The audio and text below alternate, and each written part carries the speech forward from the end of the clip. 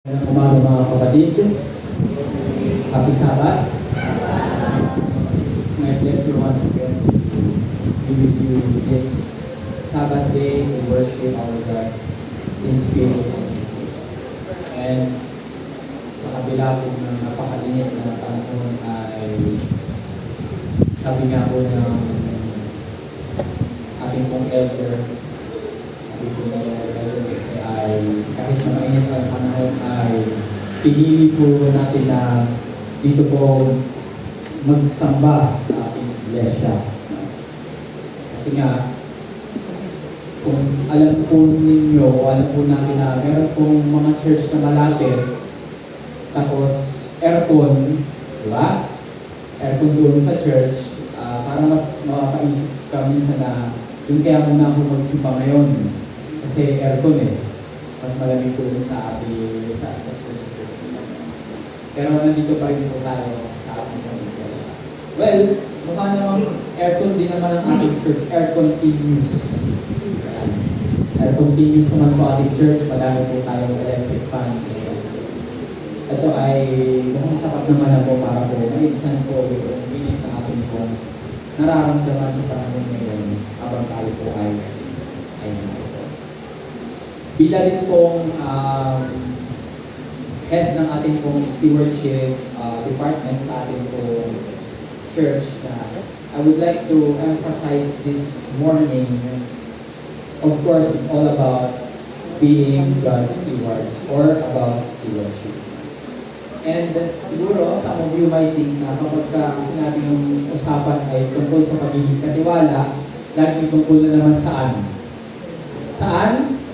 O, kayo yung nagsabi niyan, ha? Pero totoo, mga kapatid, stewardship is not just about money, but it is true that most of the time, whenever we talk about stewardship, laging nandun po talaga yung element ng pananalapi. Masama po ba siya? Hindi. Because in the Bible, God has emphasized and incorporated stewardship, money, or finances when it comes to Christian lifestyle and worship. Nandun po talaga siya, mga kapatid. That's why the warning of Apostle James, it is a warning na you need to take care or we need to take care or be wary, observant on how are we going to look and handle our money, because if not, it will become the root of all evil. Kailangan natin yan, pero bantayan ninyo ng maigi. Ang sabi ni Apostol Santiago. Kaya po dun sa ating pong memory text, ito po yung matatagpuan muli sa aklat ng unang Korinto, or 1 Corinthians, chapter 16, verse 2. On the first day of the week, each of you is to put something aside and store it up, as he may prosper, so that there will be no collecting when I come. Tayo po yung usapan namin. Dakilat banal namin Diyos, kuskusin nawa kami ng banal na Espiritu sa aming pag-aaral sa umamin. Makita namin naman ang mensahe ng ayos mong kapatid sa pangalan ng Jesus. Amen. Ang background po nito, kung babalik po tayo sa verse 1, ang sabi po ni Pablo, now concerning the collection for the saints, as I directed the churches of Galatia, so you also are to do. Ang nangyari po si mga kapatid is nag-a-appeal po si Pablo dun sa mga church na kanya po pinapadalhan ng sulat, kasi yung mga manggagawa sa Jerusalem ay nagkakaroon ng problema when it comes to financial support. Kaya ang sabi ni Pablo, I appeal to you, on the first day of the week, mag-ready kayo. Yung makokolekt natin doon sa church, ipapadala natin doon sa mga workers natin sa Jerusalem kasi nahihirapan na sila. Yun ang sabi, yun ang gustong gawin ni Pablo. Kaya sabi niya, katulad ng ginawa ko sa iglesia sa Galatia, gagawin din natin yan dito sa iglesia sa Corinto. Na sa unang araw ng San Linggo, kasi po every first day of the week, nagbi-meeting po yung mga workers. Hindi po worship, hindi po Sabbath worship yun. Nagbi-meeting po talaga sila.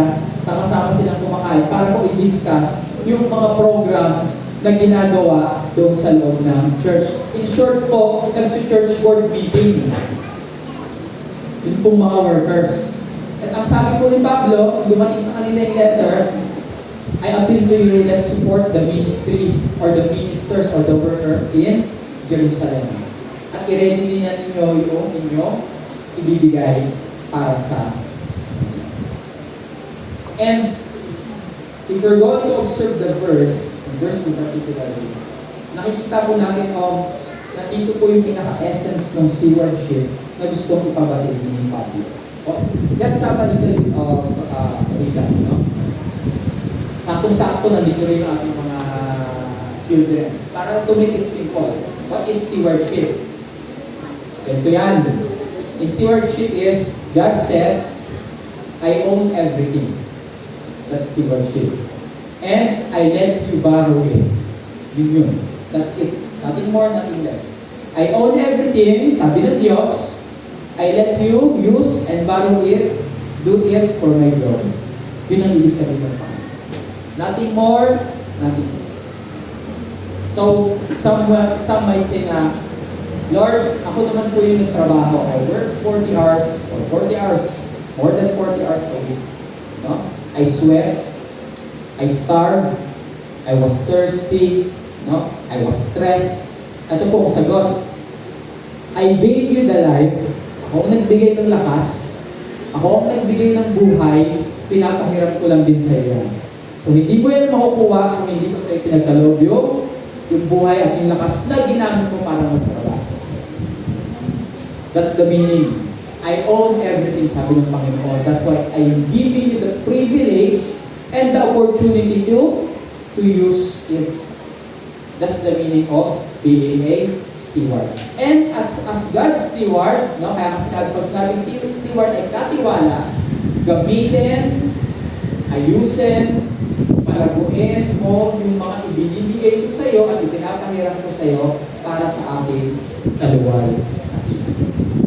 So madali lang po, no? Yun po ang ibig sabihin ng pagiging katiwala ng ating Panginoon o yung ibig sabihin ng stewardship.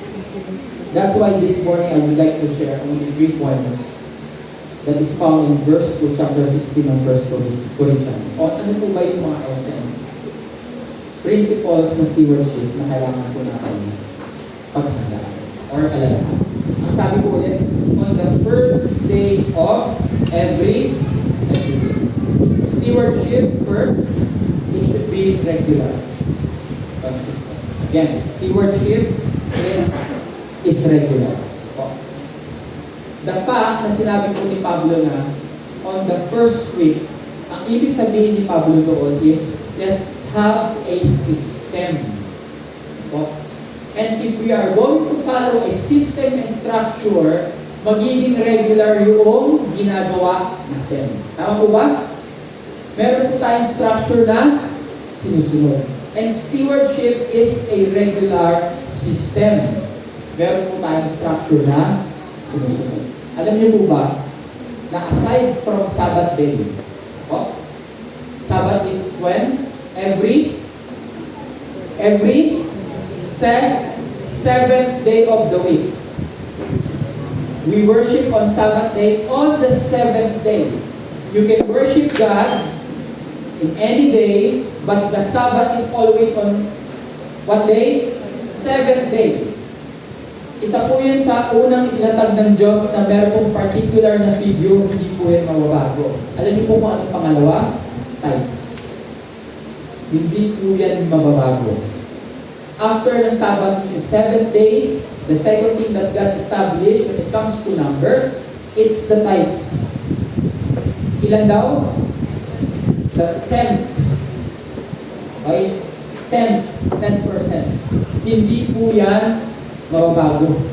Kaya po ang sabi po ng Panginoon sa aklat ng Malakias, Kapitulo 3, versikulo 8 hanggang 10, pagka ginalaw mo yung 10 na yon, you're committing what? Theft. Sabi niya, nilalabag natin yung pangilang utos na, thou shall not steal. Sabi ng Panginoon. Pagka ginalaw mo yung in-establish ko na particular na number when it comes to your money sa iyong tithe, nagnanakaw ka, sabi sa kaban ng ating Panginoong Diyos. Paano nagnakaw? Babalik po ulit tayo dun sa concept. I own everything, pinapahiram ko sa iyo lahat. So now, the 90% of what you have, you can use it however you want. But as much as possible, para sa glory ko. But the 10, it's always should be what? Return kanino? Sa Panginoon. Ibinabalik. Hindi mo siya gagalawin. Kaya po, after Sabbath day, tithes is the second thing na i-establish ng Diyos. Kasi po, ang ibig sabihin nun, meron pong structure. Kaya po siya dapat na regular. Kaya nga po sabi ni Pablo dun sa mga taga-Corinto, every first day, para the rest of the day, naghahanda tayo. Naghahanda tayo. Ang kinagandahan po sa pagkakaroon po ng structure, mga kapatid, when it comes to stewardship, is that kapag meron po tayong pinafollow na routine, at consistent po tayo doon sa pag-follow ng routine na iyon, ay alin po, nagiging natural na sa atin to the point na yung ating subconscious ay nagsasabi sa atin na we know that on this particular time, day, or week, alam na natin yung ating gagawin. Di ba po sa bahay ganun din? Sa una, iniisip mo pa hanggang patagal, yung routine na sinusunod mo, yung structure na sinusunod natin, dire-diretso na po siya.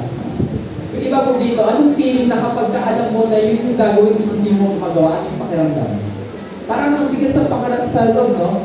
Ako po kasi mga kapatid, talagang in-establish ko talaga yung Sunday, simula ng umaga, ay ito po yung mga kailangan kong gawin in preparation po dun sa following week. Kasi po, yun, maglilinis, mag-aayos, maglalaba ng mga uniform pagpasok sa work, na ganyan. Eh minsan syempre may mga araw po na talagang hindi mo maiwasan na mayroon kang lakad. Kailangan pang puntahan. Alam niyo po, hindi po ako mapakali. Hindi po talaga ako mapakali. Kaya minsan po, one time, pag-uwi po namin, madilim na gabi na, naglaba po ako. Kasi hindi po ako mapakali, hindi ko kaya ipagpabukas. Kasi po, yung routine, yung structure na sinusunod ko, yun na po talaga yung aking ginagawa. Na gano'n. Di ba po? Ganun din po sa iba sa atin. Kapag hindi po natin nagagawa, hindi po nasusunod yung system na sinusunod natin, ang daras ang feeling. Eh dapat po, ganun din pagdating sa pagiging katuwala.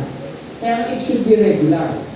Every week, okay? Every other week, okay then? Every 2 weeks, every month, every 2 months. No problem po mga kapatid as long as we follow it on a regular basis with system and structure. That's why stewardship should be regular. Ano po? Stewardship is not impulsive. Hindi po ito yung, ito na po agad yung ating pong gagawin. And when it comes to worship, our financial obedience is also part of it. Kailangan po sa mga kapatid. Kaya po mainit po ang panahon. Tayo po ay umaasa sa hangin na ipinagkakaloob o ginagawa at tinatrabaho po ng mga electric fan po natin. O, yung po ibinabayad na sa kuryente ng ating church, mga kapatid, ay galing din po saan? Doon po sa atin po ibinibigay sa loob ng iglesia. Kapag hindi po tayo magkakaroon ng structure pagdating po sa ating pagbibigay, sabi ko nga po nung nakarang Sabado, susunod, papatayan na po namin kayo ng electric fan. Wala na po kasi tayong pambayad. Wala po tayong ilaw. Wala pong mic. Nakapatay din yung mga monitor. Diba? Ganun po yung mangyayari sa atin. Kaya pong dala ng mga mini fan.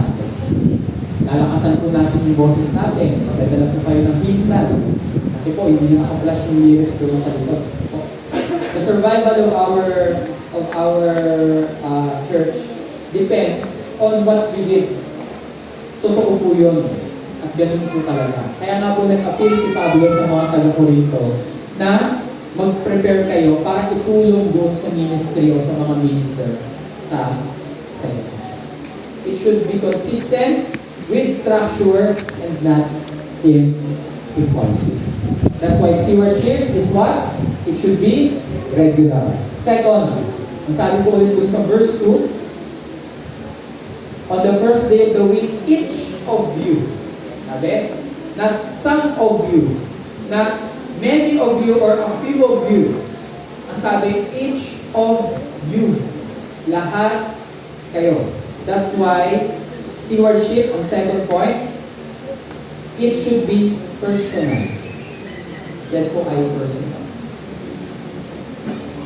Nung ako po ay nasa AUP, mayroon din kaming isang unit ng economics. Ano po?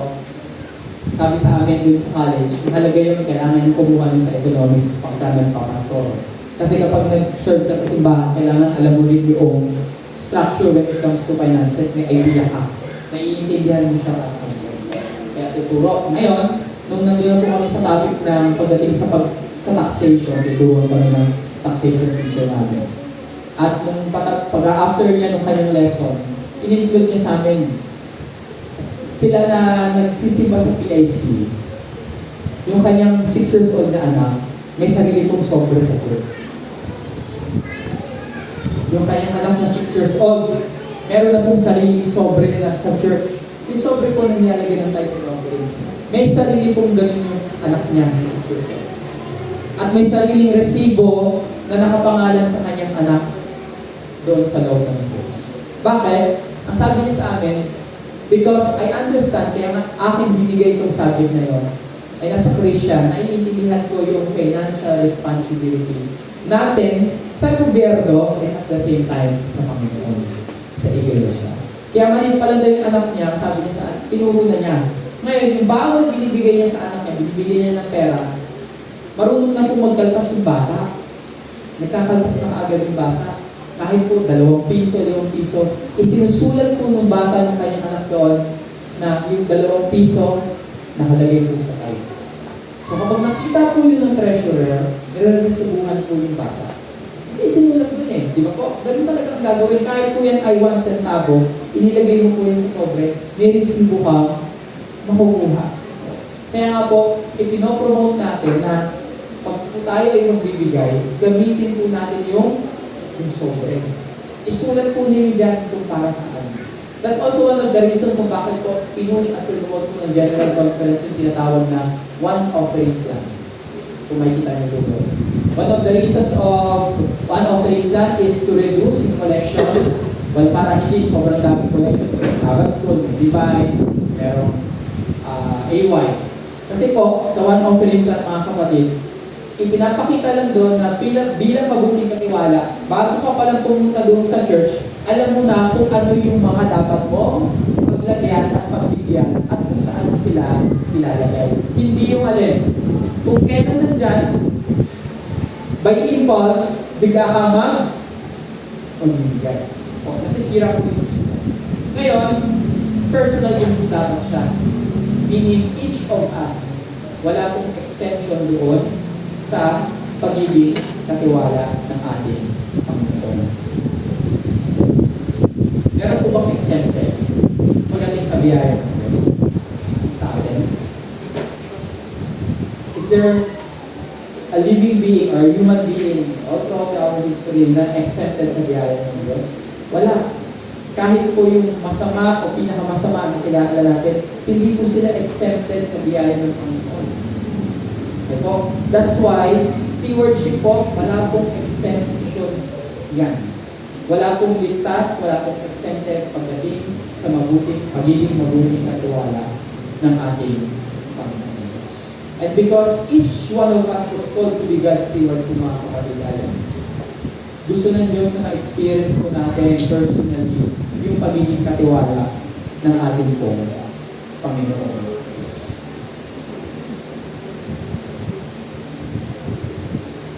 Sino po dito ang madalas na nakakapuno? Di ba po dun sa sobre? Mga ilang lines ba yun? Hindi ko rin memorize eh.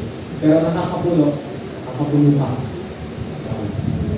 Napupuno mo siya bago ko magpalit.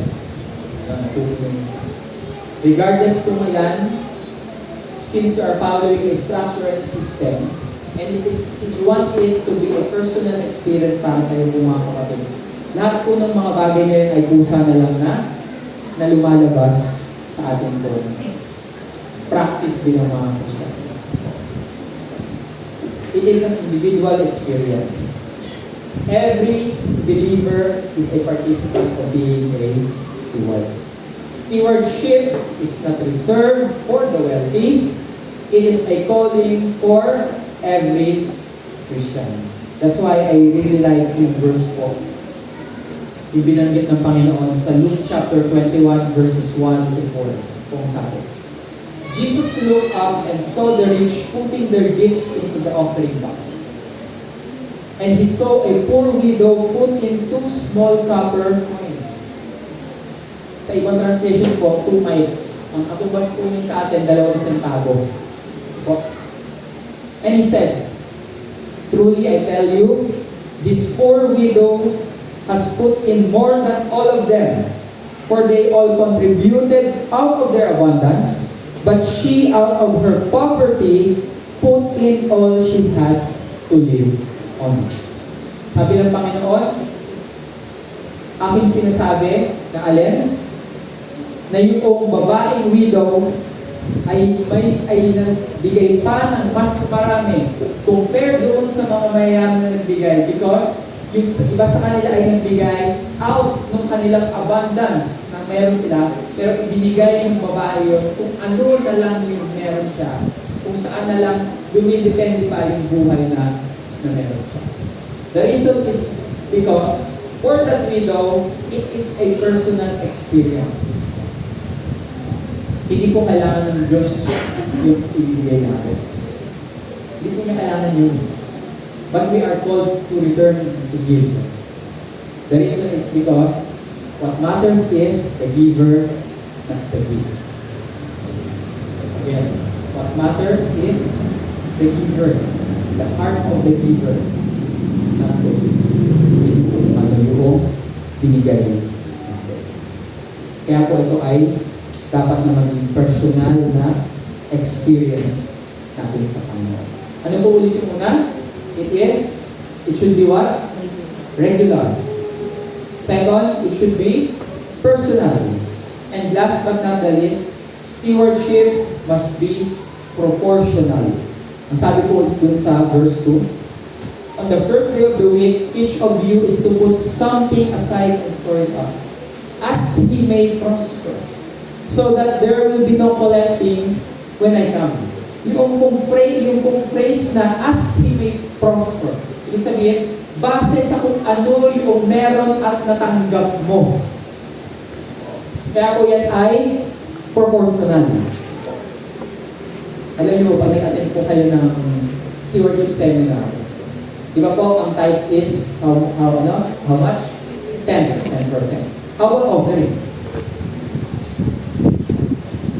Paano naman ang offering? If tithes should be 10%, ano ba pong offering? Sabihin ay, God loves a cheerful giver. Hindi po ang sagot. Ano po sa tingin ninyo?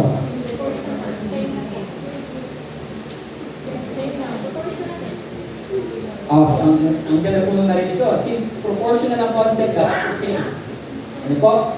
Sa Old Testament, ang ginagawa po ng mga Jews is inequal po nila yung tithes sa offerings. Kaya po tinawag po na second tithe yung offering nila, kasi kung 10% daw ang tithes, naging 10% din yung kanilang offering. Hindi po siya mandatory, pero ganun po yung ginawa nila sa Old Testament. Kaya po tinawag siya na second tithe, kasi kung tithe. Kung sa concept po ng proportion, di ba po?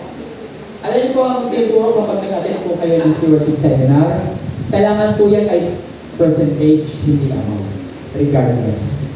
Ibig sabihin po mga kapatid, kung 10% po ang ating pong tithes, mag-set po tayo ng percentage sa ating offering, regardless ng amount. Kung yan po ay 2%, edi 2%. Regardless po ng amount. Bakit po? Sa concept po ng proportion. Pag isinet po natin dyan, halimbawa ang offering natin is 500. Kahit tumataas yung sahod mo, since isinet mo na siya na 500, hindi na siya mag-iiba. Tama po ba? Kasi wala na eh. Isinet mo na siya eh. Now whatever happens, my offering is this amount. Kahit na tumataas ng tumataas, yung abundance ng blessing ay binabalik at binibigay ng Panginoon. Pataas po yan, pataas. Yun pong offering, hindi siya magbabago. Pero kung yan ay percentage, proportional. Sa pagtaas po o sa amount na nakukuha natin, proportional po yung offering natin kasi ang sinet natin, percentage. Gaano po kalaki? Pag ako din yung percentage, bahala na po kayo. Bahala na po tayo. Kung ano po yung percentage na ibibigay po natin. Kaya po yan ay proportional. Kaya ang sabi ni Pablo, as you may prosper. Depende sa kung ano, magkano, at gaano kalaki yung natanggap mo. Proportion po siya ibinibigay. Bakit po? Out of the abundance of the heart, the mouth what? Speaks. And ang sabi po, by their fruits you shall know them. Ang sabi po ng ating Panginoon Jesus. Kaya po, proportion. Because if we do it proportionally, alin po, it only shows and express yung atin pong relationship sa ating Panginoong Diyos. Christian giving should not be legalistic. Ang pagbibigay ay hindi dapat ginagawa dahil lang meron tayong gustong sunugin ng mga certain na regulation at panuntunan sa loob. And because we want everything to be proportional, it only shows that we are faithful and consistent enough na sundin yung mga bagay na isiniset po natin sa mga bagay. Dahil po yan ay meron tayong system na sinusunod. Same thing on the concept of our life. The blessings na isinashower ng Diyos sa bawat sa atin is fair and proportional. Actually, fair sa bawat isa sa atin. And again, going back to this concept, ano po? I am the owner of everything, I create everything, ipinapahiram ko lang sa iyo, pinapagamit mo ako. That's why, yung pagbabalik mo bilang yung aking katiwala should follow the same principles as well. Ano nga po ulit yung una? Stewardship must be regular. Second, personal. And third, it should be proportional. Before I end, I would like to share to you a story. Back during World War II, there was a man named si R.G. Letourneau. Ang nangyari is, during po ng World War II, siya po yung inventor ng mga heavy equipments na ginagamit para sa construction. Yun po yung ginawa niyang business. Kaso nga lang, laging lugi. Halos every attempt, lugi yung business. Ganun yung kanyang nangyari sa kanyang approach during ng World War. Pero eventually, na-realize niya na kailangan niya magkaroon ng magkakaiba ng concept ng kanyang thinking. Merong isang minister na nag-challenge sa kanya, sabi sa kanya, how about this? Isipin mo na yung ini-invest mo dun sa business mo, hindi ko yung kaya. Yun sabi sa kanya ng minister. Isipin mo na yung ginagamit mong amount, yung sikap, yung oras at ini-invest mo dun sa business. Isipin mo na hindi ikaw yun, isipin mo na pinapahirap lang sa'yo. Isipin mo na galing yung lahat sa Panginoong Diyos. So, binago niya yung kanyang concept, kanyang system. And then eventually po, during the early 1900s, nagsimula po mag-prosper yung business ni R.G. Letourneau. Isa siya sa pinaka-father ng industry when it comes to the manufacturing of heavy equipments. At sa ibang mga literature po, sa ibang reference, tinawag pa po siya na alin? The businessman of God. Bakit po? Later on, nung si R.G. Letourneau ay nagsimula na pong mag-prosper dun sa kanyang business, 90% po ng kanyang income ay ibinigay niya po sa Christian endeavor. To the point na hanggang until until the day he died, ang ginawa po ni R.G. Letourneau, binaliktad niya. Di ba po, alin ang binibigay natin, binabalik sa Panginoon 10%, binaliktad niya. Nabuhay siya dun sa 10%, yung 90% yung binabalik niya sa Panginoon. Hanggang siya ay mamatay. Ito po ang sabi. From the concept na, how much of my money should I give to God? Yun po ang concept ni RG. To the point na, how much of God's money should I keep for myself? Ang isip niya noon, gaano kalaki na pera ng Diyos na ipinahiram sa akin ng ibabalik ko, binago niya po yun. Gaano kalaki na lang yung ikikip ko para sa sarili ko na pananalapi o pera o pagpapala na binigay ng ating Panginoon. At sa pamamagitan ng bagay na yun, nakilala po si R.G. Letourneau, pinangalanan po siya God's businessman. He quoted, I shovel out the money and God shovels it out. Sabi ni R.G., pinapala ko yung pera palabas sa akin. Kaso ibinabalik din pa ng Panginoon sa akin gamit yung pala. The difference is, God has a bigger shovel. Sabi ni R.G. Letourneau. Sabi niya, pinapala ko yung pera palabas sa akin. Pero pinapala din ng Diyos yung pagpapala pabalik sa akin, yung pagkakaiba lang, yung pala ng Panginoon mas malaki. Sabi niya, R.G. At dahil sa mga bagay na yon ay naging successful si R.G. Letourneau sa kanyang business. And hindi po siya nagdalawang isip na baliktarin yung way ng kanyang pamumuhay na he was once returning the tenth to the Lord to the point that he is living from that tenth and giving away or returning back the 90% sa ating and that is what we call stewardship. Because he followed the structure, it is regular, for him, it is personal, and last but not the least for him, it is proportional.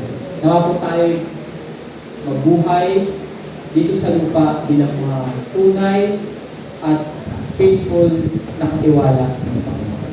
Uli po, magandang tanghali sa bawat isa sa atin at pagpalaan tayo.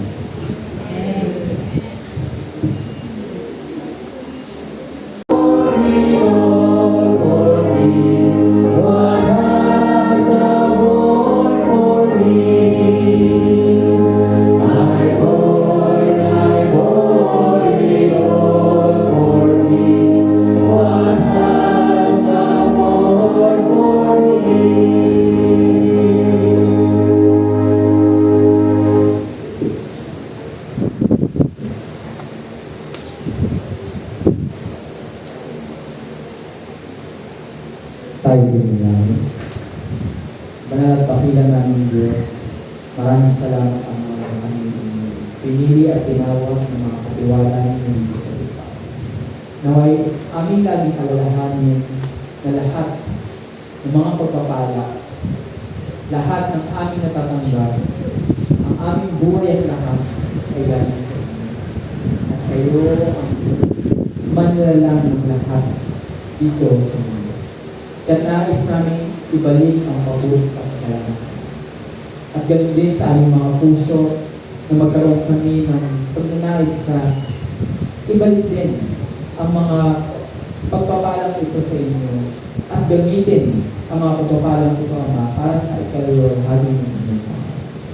Dalangin ko po, Ama, na katulad sa inyong parabola na ang mga talento na inyong pinagkaloob sa amin ay aming pagyamanin at sa inyong pagbalik, inyong sasabihin na kami ay tapat ng mga katiwala at kami inyong papapasukin sa inyong kaharian.